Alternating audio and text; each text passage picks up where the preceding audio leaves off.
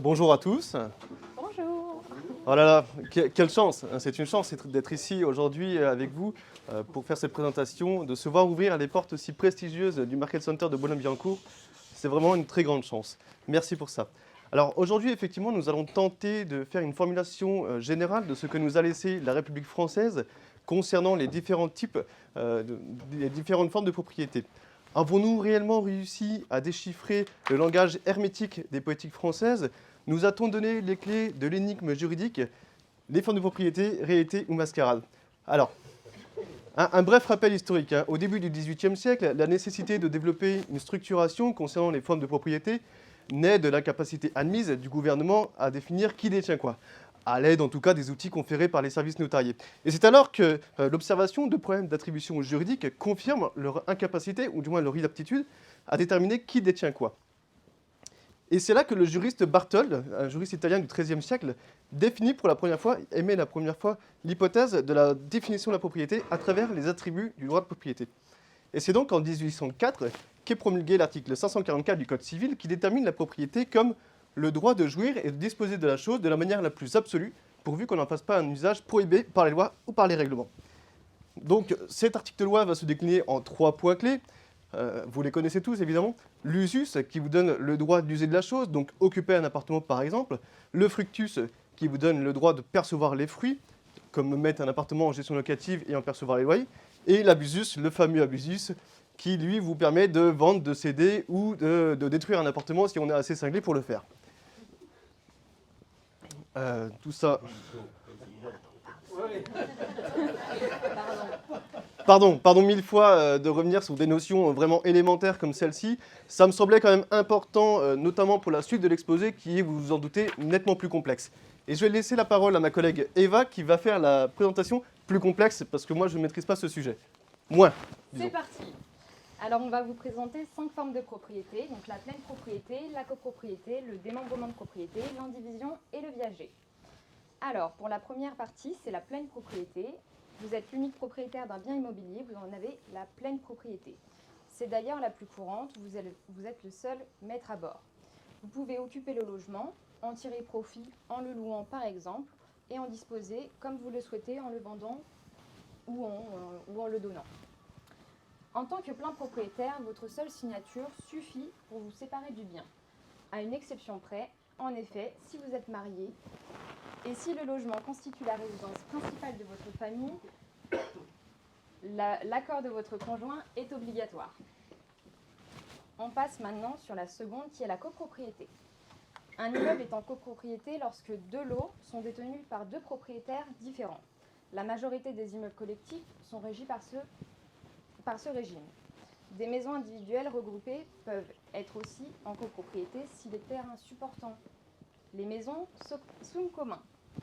On parle alors de copropriété horizontale.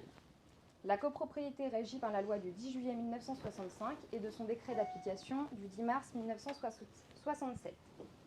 Ces textes prévoient entre autres la gestion obligatoire par un syndic qui peut être professionnel ou bénévole et l'organisation d'une assemblée générale une fois par an.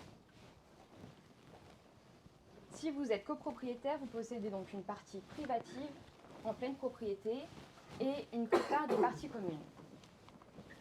On passe sur la partie suivante, donc, qui est le démembrement de propriété. Le démembrement de propriété consiste à diviser la pleine propriété d'un bien. Le droit de jouissance, c'est-à-dire l'utilisation ou la location d'un bien, qui revient à l'usufruitier, et le droit de propriété au nu propriétaire, qui peut lui en abuser, c'est-à-dire le vendre ou le donner. Le démembrement est régi par les articles 578 et suivants du Code civil. L'usufruitier doit assurer l'entretien courant du bien et payer les charges liées à son usage. Et le nu propriétaire, quant à lui, a la charge des grosses réparations, comme par exemple le gros œuvre, les murs ou la toiture. On a également l'indivision. Donc vous êtes en situation d'indivision si vous êtes plusieurs à être propriétaire d'un même bien immobilier. L'indivision peut être subie, à l'occasion d'un décès par exemple, ou volontaire. C'est le cas si vous achetez votre premier logement en couple non marié, par exemple. Dans ce cas, vous êtes propriétaire chacun à hauteur de votre participation financière. Ça peut être du 50-50 ou du 30-70. Faites bien préciser la contribution de chacun lors de la signature chez le notaire. On termine sur la partie du viager. Donc le viager consiste à vendre un bien immobilier à un tiers en échange d'un versement d'une rente viagère périodique qui peut être mensuelle, trimestrielle ou annuelle. Cette rente s'accompagne d'un bouquet entre 10 et 40% du prix de vente total, qui est versé comptant au moment de la signature de l'acte de vente. Il faut distinguer deux types de viagers en vente, deux types de vente en viager, pardon. Vous avez le viager occupé, donc le vendeur cède son bien à l'acquéreur mais conserve son droit d'usage et d'habitation. Il peut donc continuer de l'occuper jusqu'à son décès.